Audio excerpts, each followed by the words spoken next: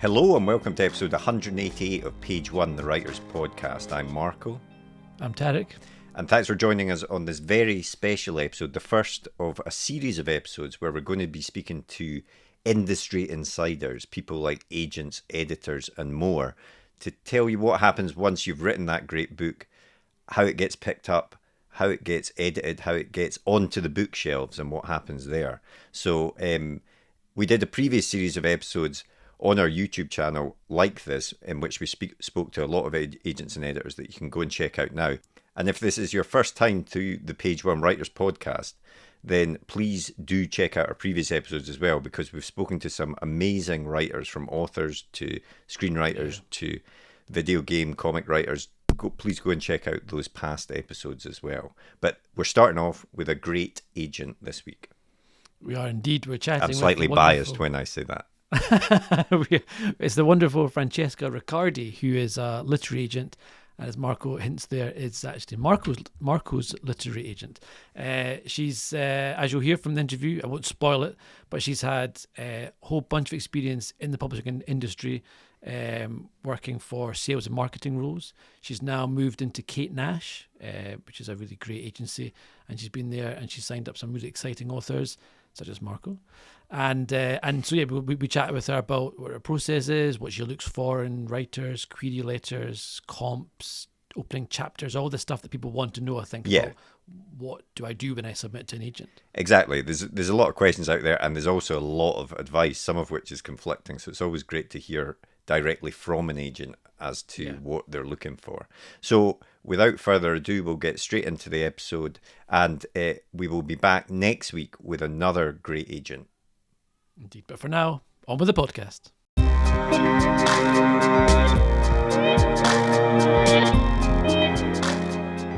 Thanks for joining us today, Francesca.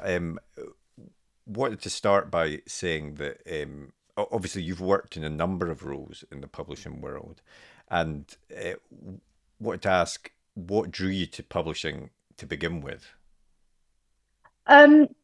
Well, it's a funny one, because when I was younger, when you're at school, you have these kinds of, I don't know what they are. I don't know what they're called now, but they talk about what you might want to be when you grow up, those kinds of, those kinds of things. And where I was from, it was sort of like, if you were good at English or history or something like that, then you'd be a teacher. And if you were good at science, then you'd go and be a doctor.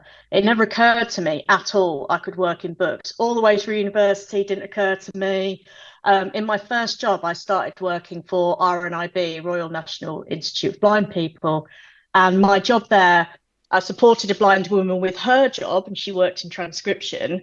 And then I got my own job in transcription, and I transcribed books into large print, braille, files that are accessible to be read for audio, things like that.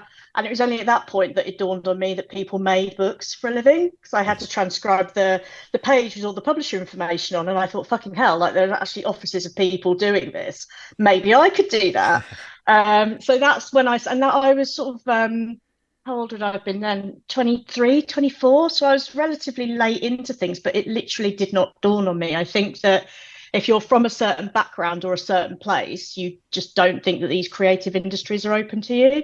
So that was the point where I sort of entered publishing properly, although I'll say to people, I was working in books for 3 years before that, just on the charity side. Yeah.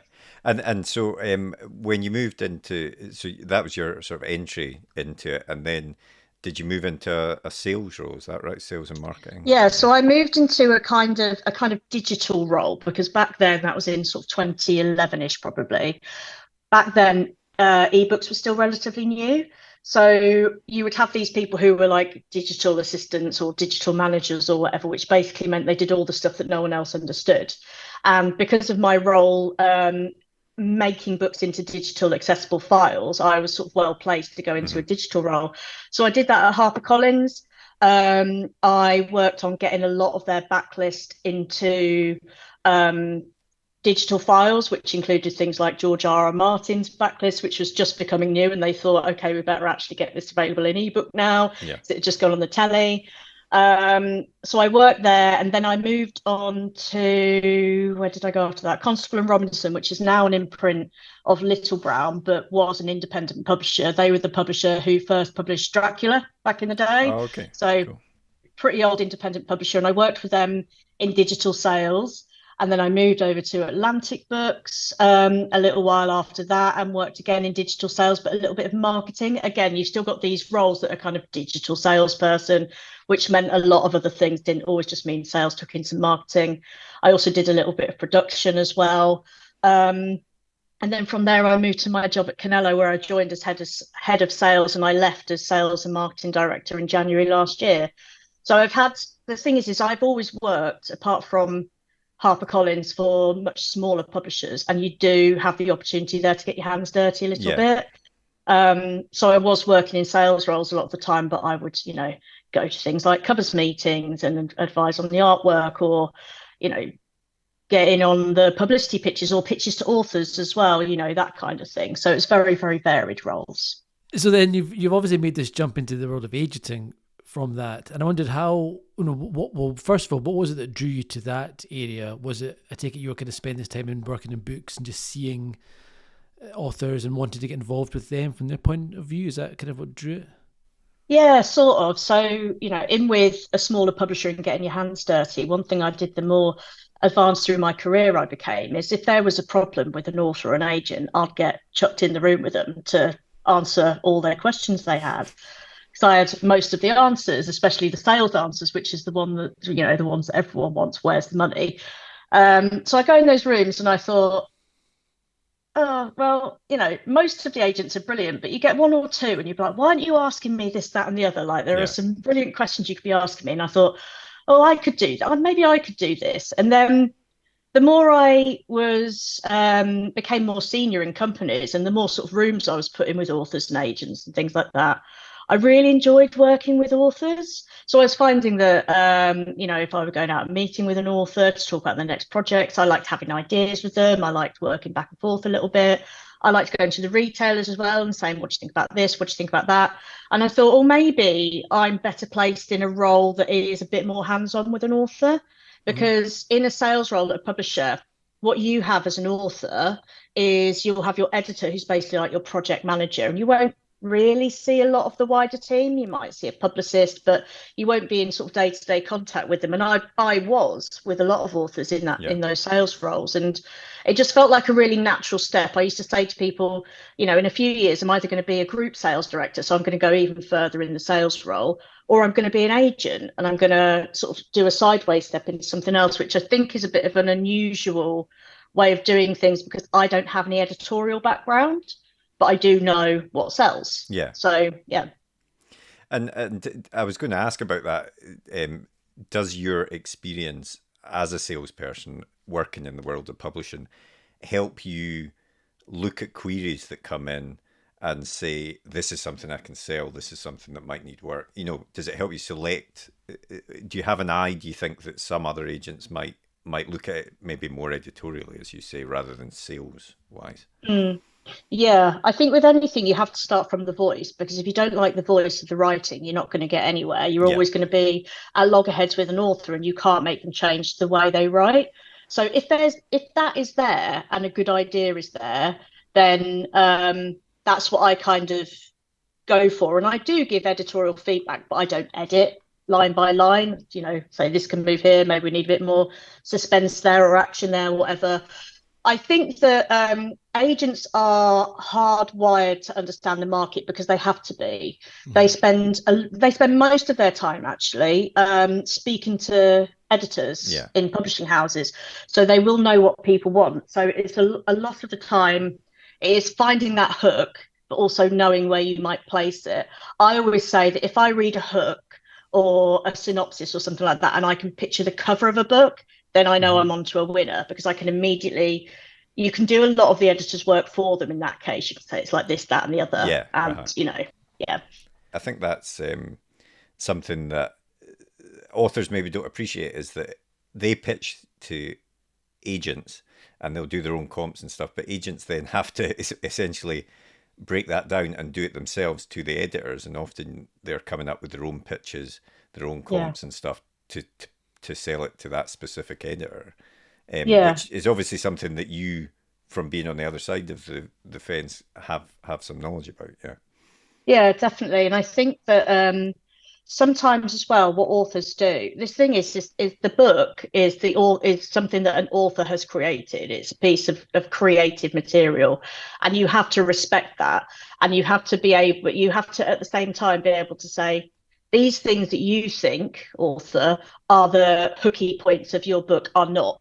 It's these other things, and these are the things we need to weigh on a little bit more, which is why you need that kind of relationship where you can speak to people, but you can also kind of back it up a little bit.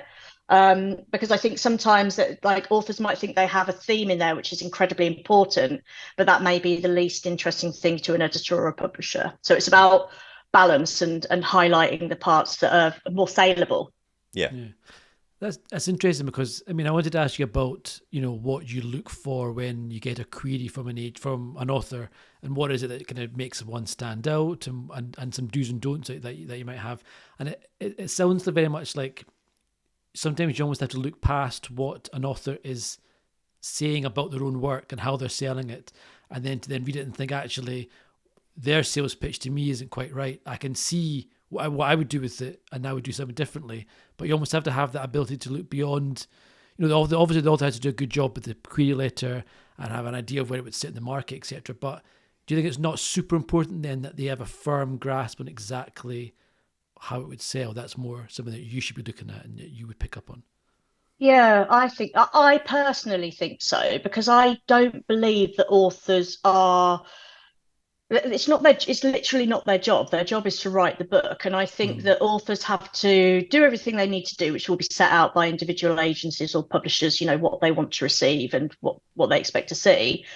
But I don't expect a really, really polished submission, because why would I? And the only time you get that, well, not the only time, but a lot of the time you get that is either A, if someone has connections in the industry and is able to use those in order to kind of elevate their pitch, or B, if they've got the money to be able to attend things like agent one-to-ones. And all of those things are great. If you are able to have access to those things, brilliant. But at the same time, that's not the only authors. I'm certainly not just looking for those authors. I'm looking for authors who are just writing great books and, are hopeful that their book will resonate with an agent or a publisher. So you do have to look beyond that initial opening. The opening, sometimes I always read things in a certain order. When I get things on submission, I read them in a certain order because I know my prejudices. I know them, and I am very shitty about them sometimes. If I think someone like maybe has a bit too much money, or they've got a bit too many friends in higher places or whatever, or they've got like a 5-barreled surname or something, it's just something that I react to a certain way, and I'm aware of that. So in order to stop me being an asshole, what I do is I always start from the sample itself. So I read the sample chapters because I don't know anything about the author then, and I can just make a really clear decision in my head whether I'm responding to this voice or not. And then I go back to the synopsis to check that it doesn't go fucking mental at some point, or that it was just those 2 pages I've read and then it's going to go crazy. And then very, very lastly, I read the cover letter. And honestly, probably 9 times out of 10, I think you think you're writing a different genre to what I think this is. But it allows me to make the decisions I need to make without my prejudices. Because actually, it doesn't matter what someone said to me in the cover letter. I know and this isn't just agents, it's publishers, it's people. When people are applying for jobs, people might get upset if you addressed like "Dear Sirs." I don't care. I literally don't care. I just care about the quality of the writing, and also whether or not I think I can work with the author. I think you can tell. I would rather see in the cover letter just a little bit more about the person than about the book. And quite often, if I've enjoyed the sample and I've enjoyed the synopsis, but the letter is telling me too much like boring stuff, for want of a better word, I'll write back to them and say, can you tell me a little bit about yourself? Right. Okay. Because it's a people business. Yeah. And if you can't speak to people, then what's the point? Yeah, the author, you have, it's quite an important relationship that you're building there, so you want to make sure that it can work from the beginning. I mean, are there any particularly egregious errors that you've seen in queries that you've received or even heard about from other agents and stuff? Well, I think you've always got to check who you're writing to, because if you're writing to an agency like Kate Nash Literary Agency, where I work, we're a very commercial agency. We represent romance, crime, thrillers. We represent the kind of stuff you'll see on supermarket shelves, you'll see in Waterstones, that people want to read. That's not to say people don't want to read really, really literary books, but we don't publish them. It's not our bag. So I think if you're writing to a lot of agents, it's just be careful not to write in the wrong agency. Yeah. Because if you write the wrong agent or the wrong agency, and I think you're writing to me and you're writing to the most literary person I've ever heard of in my life, or someone who does a lot of nonfiction or something else, I sort of think, well, you don't really want me. At the same time, I don't need smoke blown at my arse, for want of a better expression. Like, I do just want to know what the book is about, what's going on. I think there's a lot of I think that sometimes authors get not bad advice, but you'll go through waves of seeing the same things and you'll think someone's telling this person to do this. And actually, I find it a little bit off-putting. And one of those things is finding a common ground with agents. So people will spend like the first paragraph telling you why you and them are alike, which is great, but also it's a professional relationship, and I don't need to know that you're from Peterborough because I don't care. I know loads of people from Peterborough. My whole family lives there. You know, I get it. I get the reason for doing it, but actually I just want to know what your fucking book is about, and we'll get to Peterborough later or whatever. So I think that there are some things, I think that it depends on the agent, but I just like a really sort of straightforward, honest, open kind of exchange. I don't want someone flattering me necessarily loads, because it just makes me feel weird and awkward. It is a business relationship, and we both want the same thing, which is the book to be the best book it can be and for it to sell. Yeah, it's interesting. I quite like that approach that you have of starting with the sample chapters first, because I think a lot of times I read online, you know, and it's like advice when people are writing to agents that they say, you know, if you get your query letter wrong, that's how they file out people. Then if you address it to the wrong person, or if you don't do it properly, they won't even read your sample chapters and they'll just chuck it. And it's quite nice to know that you, pretty much by the sounds of it, always read every piece of writing that gets sent to you, you know, which is great. And looking at those sample chapters, what is it about, and this is maybe a nebulous question, which is hard to answer, but what is it about the sample chapters that you look for, or what kind of stuff grabs you, or what makes you say, I want to read more of this, I want to see what happens next? Oh, that's a really difficult question. I should say as well about on the, like, if there are any mistakes or anything like that in letters or in the chapters themselves, a big part of the reason I don't care is because you should see the amount of fuck ups I put in things sometimes, and we all do, because we're all human. Like, it's fine, no one's going to die, so that's why on the sample, right, you know, the sample that I get, it really, really depends. I'm always looking for an opening that grabs me, whether it's a character, whether it's a setting. I'm naturally looking for certain things on my list. I because of my tastes, but also because of the gaps I've got in my list. If I have someone submit something to me that's set in, I don't know, 17th century Venice, I'll probably park it because I've got something like that on my list already. Do you see what I mean? So there are things that might knock something down a little bit, even if it's a good quality piece of writing. My tastes are quite dark. So I like if something opens and it's a bit horrible, or if it's someone getting away with something a bit awful, or something like that. So I'm just drawn to the darker side of things, and it's a really difficult question to answer, because it's a matter of, you just sort of know sometimes. But what I'll come back to is, I think that in my head, if I think, oh, I can think of a one-line pitch for this, or oh, I can picture what the cover might look like, or I can picture what area this author should be writing in. If that comes to me really clearly, really quickly, that's how I know I'm engaging with the voice. Yeah. I suppose that's the subjective part of the process, isn't it? You know, you've got there's the way I always think about it is there's so much that the author can control, you know, in terms of the quality of the writing and the cover letter and the comps, etc.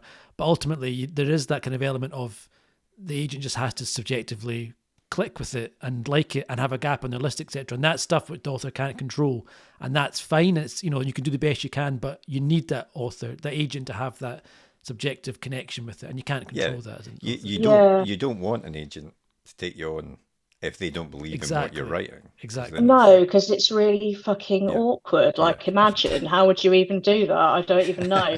But what we do at the agency as well is, because we're very, very small. We're 4 agents at the agency. It's because we are so small. We know each other's tastes quite well. So it might be that I read something, I pass it to Justin or Kate or Saskia to have a look, because A, I know they're looking for something similar on their list, or B, it's a voice that's not quite clicking with me, but I know they'll like it. So we do pass things around internally as well. It is because at the same time, you can recognise when someone's a good writer, but it's not always one that's completely like gelling with you. Yeah. So we do try to make sure that we've given everyone a proper look and everything a real consideration. And I suppose linked to all of that is, do you read a bit of writing? Do you read an opening or whatever? And it isn't quite all there, perhaps, but like you say, something about the story jives with you, whether it's the setting, the character, the voice, and would you take an author on in that position, as opposed to, you know, I think a lot of authors, when they're writing to agents, think this has to be perfect. I have to get this perfect, otherwise no one's going to take it on. But I wondered if that was actually the case. Not with. So I take people on if I think there's promise in the writing or in the idea, and I'm happy to put the work in. That being said, I started last July and I've got 22 clients, something like that. So there's a bit of space on my list. I do have a bit of space to be able to do those things. I think as I work with more clients, I will have less space to do that. But I do that a lot, and not just with books that have been submitted to me, but with other ideas. It might be that I like the voice, but I think the idea isn't quite working. I can call an author and say, what other ideas have you got? Actually work on that one, which is something I'm doing with one of my clients at the moment on one of her thrillers. She's just changing what she's writing because she has another much more saleable idea, and I think that's the one to go for. So it really, really depends. We're actually just finishing up at the moment. We've run a book camp submissions thing, which is closed, and we are just selecting our mentees. It's like a mentorship program. Cool. And that's a kind of opportunity. That's us making a concerted effort to take on writers that maybe haven't written the full book, that need a little bit of work. It does saying, okay, we've got space for X amount of writers this year that we can take on and nurture a little bit more, and as well as just having a little bit more input. Like, I'm quite hands-on with all my authors, but as well as that, we will run some workshops, so just talk to them about the publishing industry, things like that. So it gives us an opportunity as agents to see things a little bit earlier than we would normally see, but it also gives writers an opportunity to submit things that they think maybe aren't quite there, but they can just kind of test the water.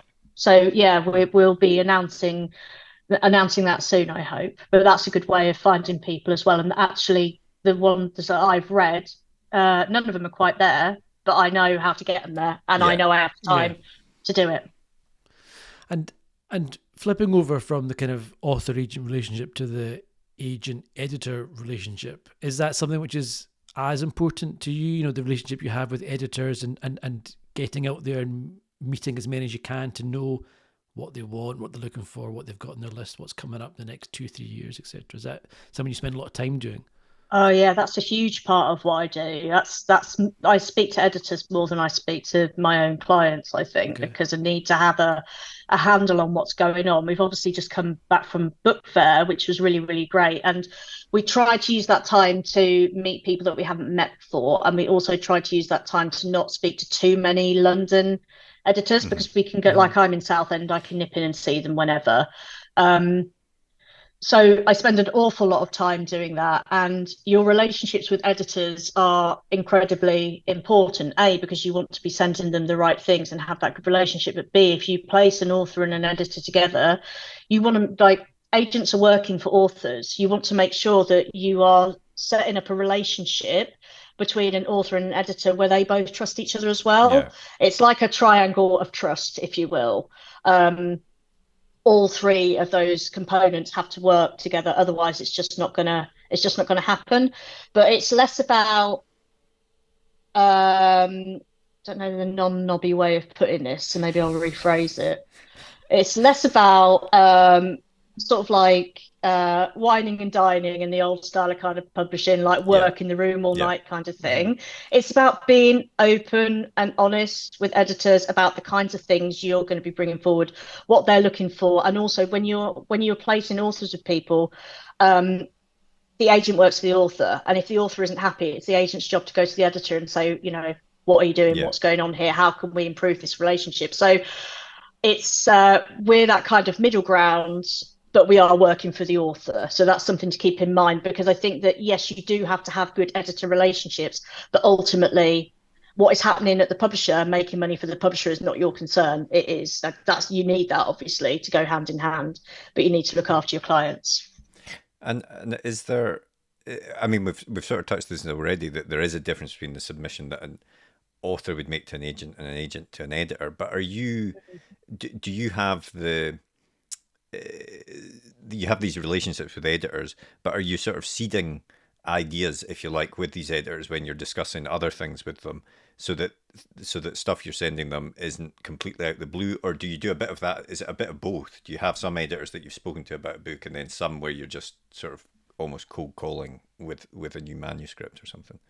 Yeah, a bit of both, although I try really hard to meet up with people. So when I started back in July as an agent, I just immediately put in a load of meetings because I've worked in a few companies in the Hmm. industry. I know people in publishers. So, some of the people I was meeting up with, I knew already from, days gone by. Same at London Book Fair, I was seeing people I hadn't seen in 10 years, and it was lovely.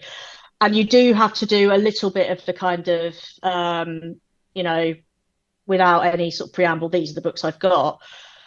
But you need to understand what people are looking for, because otherwise you're just going to spend a lot of time. At London Book Fair, how things generally work is you'll split your day into 30-minute blocks, and you'll have meeting after meeting after meeting. And so if you're having the first 10 minutes and you don't know what someone wants, you've showed them all the wrong book. So you've got 20 Yeah. minutes left. They want to tell you something in 15 minutes.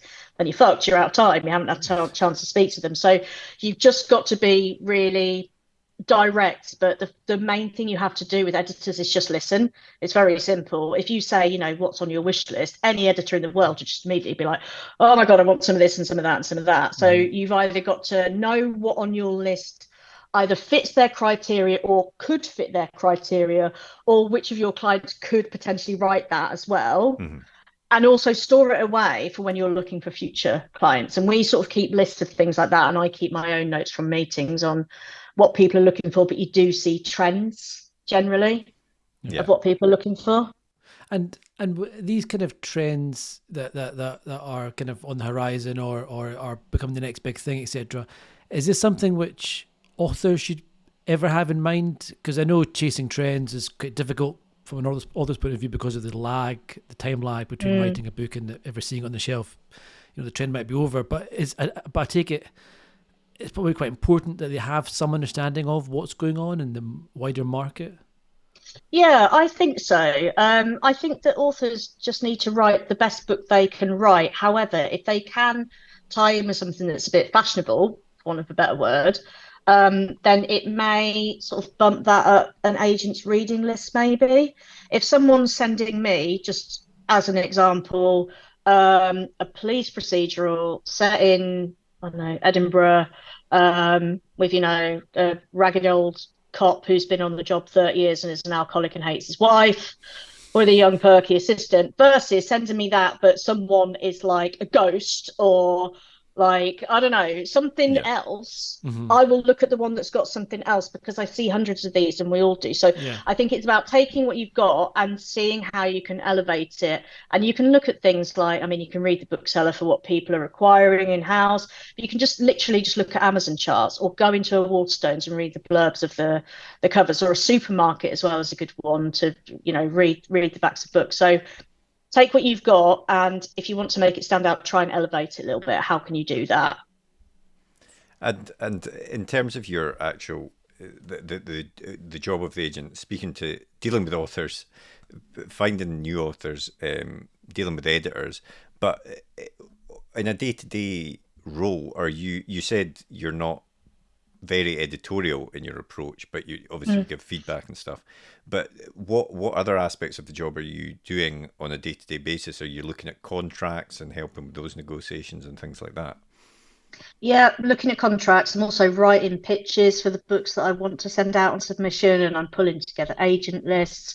I'm arranging to meet agents. I'm arranging to meet other people in publishers as well, because I think something that is not all that well understood by authors always is that an editor and a publisher might love your book, but it has to go through a whole meeting. Yeah. This was my old job as a sales director.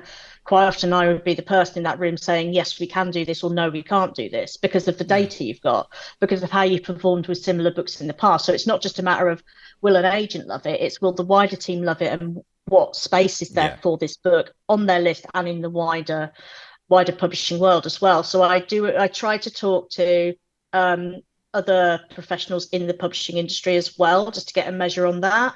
I do talk to my authors a lot.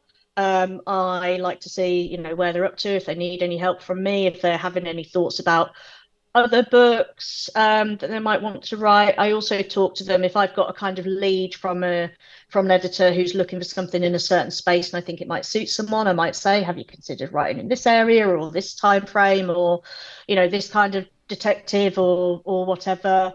I read submissions. I read a lot of submissions all the time, and I've always got loads of submissions on my Kindle, and you can tell usually fairly quickly whether they're one for you or not, but that's something that is just ongoing always. And what else do I do? I take my dogs out and I think, what do I need to do next? That's what I do when I just have a lot to do. It's just take a little step back and try to figure out sort of the bigger picture of what needs to happen urgently and what needs to happen less urgently. We also in-house we sell film and TV rights ourselves, so we will we'll write pitches for those as well, and they're slightly different. Every pitch you write will be slightly different depending on who it's going to, so we spend a lot of time writing those, tailoring those, and sending them out in-house as well, just to make sure that all of our clients are covered, like all bases are covered. And in terms of you said spend a lot of time reading submissions, which I think is true of any agent. I mean, you always hear that agents are absolutely deluged with submissions, and how do you deal with that? How do you cope with that when you've got all these other things to do as well? Is it a case of you can tell quite quickly, right, this one isn't for me, and I'll move on? Do you have to be quite harsh with it?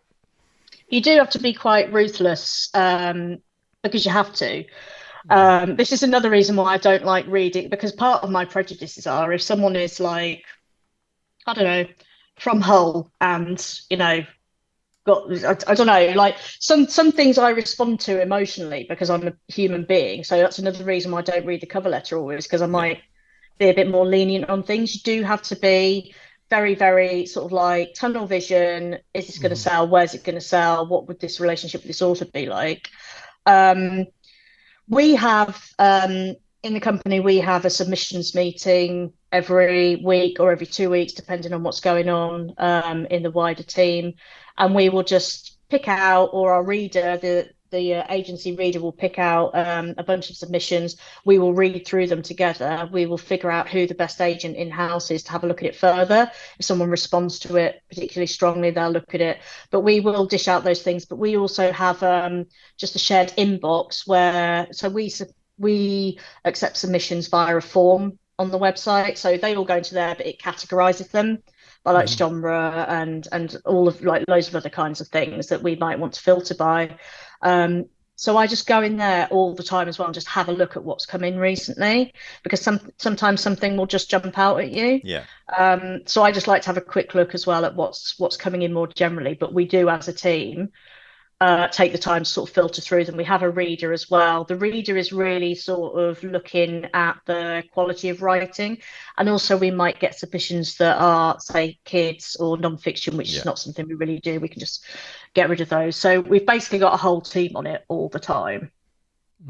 And you talked earlier on about having, I think, 22 clients on your list. How does it work from an agent's point of view? Is it a case of I want to hit 26 or a certain number of clients that you want to have, or is it a case of I'm just going to feel my way and I'll know when I've got enough work on? Because obviously you don't have too many because that takes time away from other stuff, and you can't, you've only got so many hours in the day, etc. And how do you work out what is your limit? Is it a hard number, or is it just you'll know when you get there? It's not a hard number, really. The thing is because I'm relatively new, I've got a few of my authors are placed with publishers already. I've got a few deals for some of the debuts I've had. What I would say is that I've got a number in my head that's around 30, because I'm thinking, well, how many people can I actually feasibly manage and do a good job for every single, day in, day out. But if I've got an author who's under contract with a publisher for 5 books and they don't really need anything from me apart from to read their manuscript when it comes in, or chase their royalties, or just manage their kind of day-to-day, what they're doing or where they should be focusing, checking they're delivering on time, that author doesn't take me a lot. So I could, then you've got a bit of space. If every single author on my list I get a deal for and they're, locked into a publisher for 3-4 years, then that potentially gives me more space. It also potentially gives me more work, depending on how good the publisher is at doing what they've said they'd do. But it's really kind of, you got to feel it as you go along. An author that's taking a lot of my time now, next week might be taking none of my time at all. So you've really just got to sort of balance it. Yeah.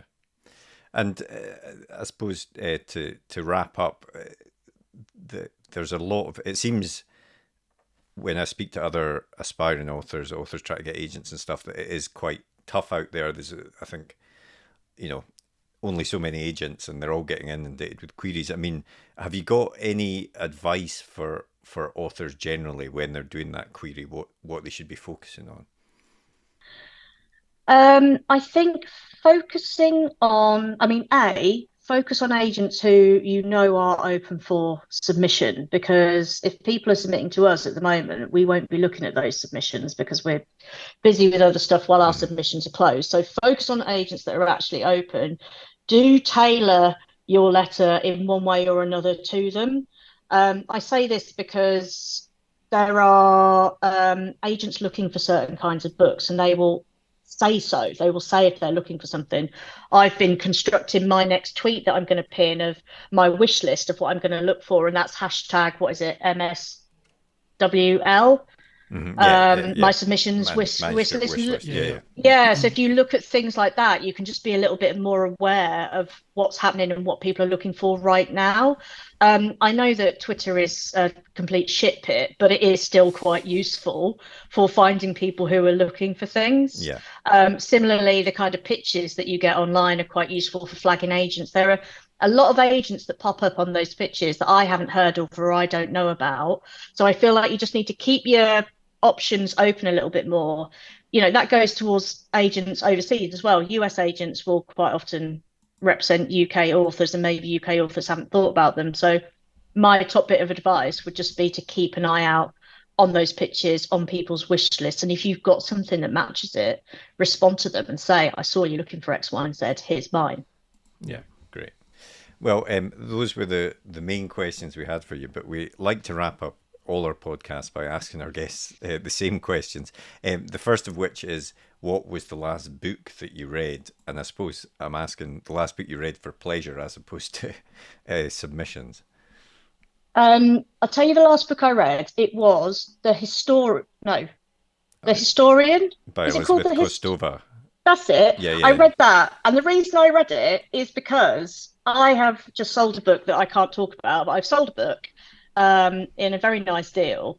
And as my client and I were meeting publishers, they kept saying, oh, it's just like The Historian. And I was like, I was like, I've never fucking read it. So I had to go and get it from the library and read it, because I know. And I was like, oh, yeah, just like it. Yeah, great observation. Classic so I went and read it. Yeah, so I went and read it because I didn't have a fucking clue what they were talking about. And yeah, it's pretty similar, so I get it now. So that was the last book I read. It's very good if you have not read it. Yeah, no, I enjoyed it. Sort of a sequel to Dracula in a way. Exactly, yeah. Oh, nice. That does sound, I haven't read it. It's really cool. It's really good. What about the last film that you saw? Oh, God. I watched Well, I came back from holiday recently and had a long haul flight on my own and watched Bridget Jones' Diary again, Nice. which was just really, really nice. I also watched like real films like Oppenheimer and other things like that. But you know, when it gets to sort of the last 4 hours of the flight and you're like, I literally just need to watch Bridget Jones, that's what I was doing. So just nice comfort films. I don't tend to watch loads of new films unless it's a new one in the Rocky franchise. But Nice. I do like those kind of old sort of 90s, early noughties rom-coms. Yeah. Nice. And what about TV shows? What are you watching just now? I'm watching Married at First Sight, Big Nice. Brother, all the shit. If it's shit, I'll watch it. That's what I always say to people. If it's shit, I'll watch it. So I've just caught up with Married at First Sight, and I'm very much enjoying fucking hating a couple of the people on there. And what else am I watching? Oh, I watched that Wonka documentary, you know, All that right, yeah, I weird didn't watch it. fiasco Yeah, that about the happened. Oh, Glasgow but thing. the Yeah, the Glasgow one. Yeah, so Is Channel that 5 just documentary immediately. already? Yeah, Channel 5 Bloody just like hell. banged one out. So I watched that last night. And yeah, basically, if it's shit, I'll watch it. So Married at First Sight is top of my watch list at the nice. moment, I have to along say, with Celebrity Big Brother. I'm a big fan of Married at First. I think there's definitely a time and place for a kind of easy, do not need to think about what I'm watching. Like we watched Yeah, the Traitors that was on. That was very similar. Like I can just yeah, I don't even love think about Traitors. this. Yeah. Just get into it, and it's you can switch it on and turn your brain off, and it's great fun. And yeah, Yeah, there's apart time and from with place for Married at that. First Sight, because I get so het up by these. Are you watching it this time? The No, no, I'm Australian. not watching the current one. No. Oh my God, Tarek, right. When you watched it, message me because I want to talk about this guy and I want to know, why do men like him still exist in this day and age? That's what I want to know. I watch it to relax, but at the same time I get so het up I can barely speak quite a lot. So yeah. Excellent. Well, thanks very much for joining us today, Francesca. That was great. Thanks so much for having me. Well, I hope you enjoyed that episode. If you did, please leave a comment down below, hit that thumbs up button, and be sure to hit that subscribe button as well so you never miss an episode like these ones below. And if you want to get in touch, you can always drop us a tweet in the Twitter machine, which is at UK Page One, as evidenced here. And our other social media channels are available. Otherwise, we hope to see you next episode. See you later.